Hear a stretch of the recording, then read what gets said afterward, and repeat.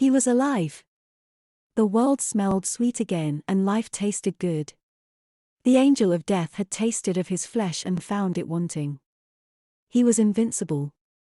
He took to smoking cigarettes again and increased his coffee consumption to 6 cups a day.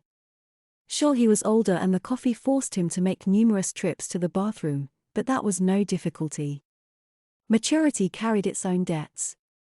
He was willing to spend a little more time in the bathroom if he could live again. No problem was insurmountable.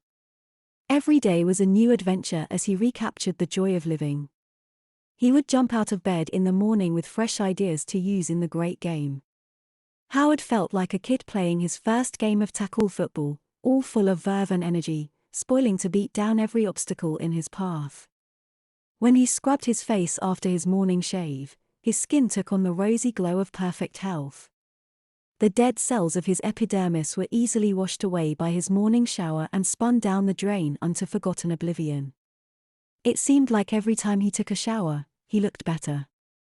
Howard's dandruff became so severe that Anita would take a portable hand vac and suck up the white layer on his clothing the minute he walked in the front door so he wouldn't trail scurf all over her clean house. The only time his trail of human dust was abated was when he left his umbrella at home and his scalp was subsequently soaked by a sudden winter shower. Unfortunately for the condition of Anita's floors, little rain fell during that cold and overcast November. He tried every home remedy on the market, but nothing seemed to help the horrendous scaling of his scalp. It didn't matter to Howard, he was so glad of his recovery that the world's worst case of dandruff was only a minor problem. Besides, his skin didn't have the diseased look of severe dermatitis. As each small shred of skin separated, it revealed the clean glow of healthy epidermis beneath it as if he was molting a flake at a time.